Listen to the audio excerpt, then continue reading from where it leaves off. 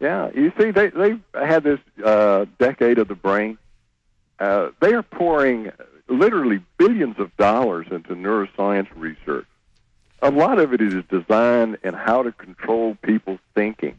And if you read Delgado's book, who is a very highly regarded neurophysiologist who did depth electrode studies on the brain, how to control behavior.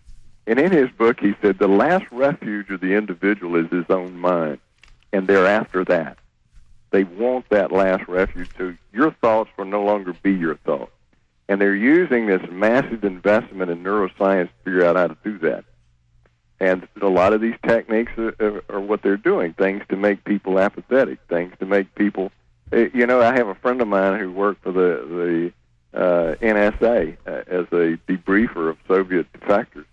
And he told me about all the different drugs they had discovered that could make you change your entire attitude, where anti-communists would become communists. It would completely reverse everything you believed in. That these drugs existed, and they're even more sophisticated now, and techniques are more sophisticated now. And Delgado said, you know, I no longer have to implant electrodes in people's heads. We can do it at a distance by methods like you were just discussing. Well, that's right. Back in the 1950s, they had these patented in the U.S. alone, and not to mention what's classified. But the thing I saw like 7 years ago, it was in the Baltimore Sun. They said, oh, DARPA that invented the Internet, they're putting up towers to soothe the public. And it was like a weird test bubble. And then it says, this is out of Spectrum Online, which is for tech insiders, mainline magazine. And it says how great it is that, sound waves for brain waves. And it says they can control the public. And then I have CBS Newscast where they say they're going to start doing this to prisoners to reform them. I mean, this is open mind control. The towers are now up, and you tell people this, and they roll their eyes at you. Well, it's absolutely true. I can tell you, I've spent a lot of time reading neuroscience literature. And these techniques are being developed, and the government is very, very interested in these. And it's being funded by these major foundations. Unbelievable. Because this has always been a dream of theirs, is to control human thinking. Well, the Pentagon says 90% of war is mind war now. Right. Exactly. And folks, I mean, we're not in Kansas anymore. We're in a lot of trouble. Let's take some calls. Jen in Georgia, you're on the air. Welcome. Hello? Hi, you're on the air with Dr. Blaylock. Hi. Oh my goodness, I'm getting really excited. Finally, he took my call. I'm trying to collect my thoughts together. Well, I'm sorry to be a little off topic because I don't have any questions for the doctor right now. Okay, be real quick then. I'm going to move on to some other folks. I will be real quick. I have a question about the previous guest that was on your show. He was the author who wrote the book about Obama being a postmodern coup. Now, that's Webster Tarpley. Yeah, Webster, yeah, him. Well, he said that, on previous shows, I don't know exactly what date, he was on the show, and he said that over 40% of the people who voted against Obama voted against fascism, when, in fact, I don't think, if he's referring to the people who voted for John McCain, Ma'am, that is not true. Listen, I appreciate your call. I'm trying to take calls pretty much for the doctor. Let me try to explain something. There's a psychological dictatorship. We're living in a highly controlled, scientifically designed, the elite openly call it the final revolution.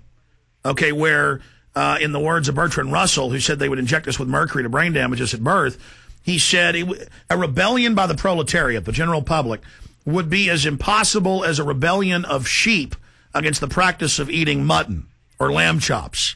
They see us. We're almost at that point where it isn't about Obama. You understand? He's a puppet. McCain's a puppet. We're pointing out that Obama is the heir apparent. Pat Robertson's now endorsing him to fool the people to going along with the next phase of collectivism. Dr. Blaylock? I absolutely agree. Absolutely agree. Everybody looks at the president. The president is an empty suit. He's being manipulated by the foundations. They decide policy. The president doesn't. The Congress doesn't. Nobody in the government really makes any decisions. And if you look at Congress now, they're paralyzed. I talked to Bob Barr privately a couple of years ago. And I asked him, I said, when they stole all these FBI files, is that what's keeping Congress under control? He said, absolutely. He said they have dirt on everybody. They know what everybody's done, and they're all terrified to resist in any way. And that's what the surveillance state's about. Okay, ma'am, look, it's way past that. Okay, it's way past that. Was that Jen or Sherry I just went to? Okay, I'm sorry. I was calling Jen Sherry. Now we go to Sherry. I apologize, Sherry. You're on the air. Go ahead. Hi, Alex. Hi, Dr. Blaylock. I have a question for you, Doctor. Is there any legitimate medical reason why 67% of children in foster care would be on those drugs? Would there be any reason besides total control? The federal government says it's for eugenics, but I'm sorry. Go ahead, Dr. Blaylock. Now, on drugs for what? 67%, a national average, of foster children are on SSRIs.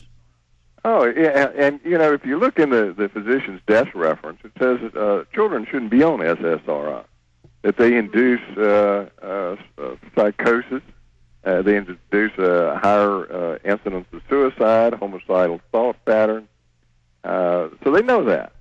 The SSRI is a very bad medication, and if the FDA was real, if it was really a regulatory agency, it would have been removed long ago. And, Doctor, as you know, in the trials of the first big one by Eli Lilly in the early 1980s of the SSRI Prozac, they admitted internally that it caused massive increases in psychopathic breaks, homicide, suicide, but they went ahead and approved it. The girl hung herself, if I remember correctly, right? Yes. Yeah. Well, you see, this is what I talk about in the film Nutrition and Behavior, is that most of the things we see in children that have to do with abnormal behavior are due to a poor diet and toxin exposure. And that if you change that, most of these children undergo a radical improvement in their behavior. Really? And by the way, let me stop you. Even mainline studies that you see in the press occasionally admit that getting them off dyes, getting them off processed sugars, getting them exercise has massive, better numbers than Prozac, which they even show is detrimental. Go ahead.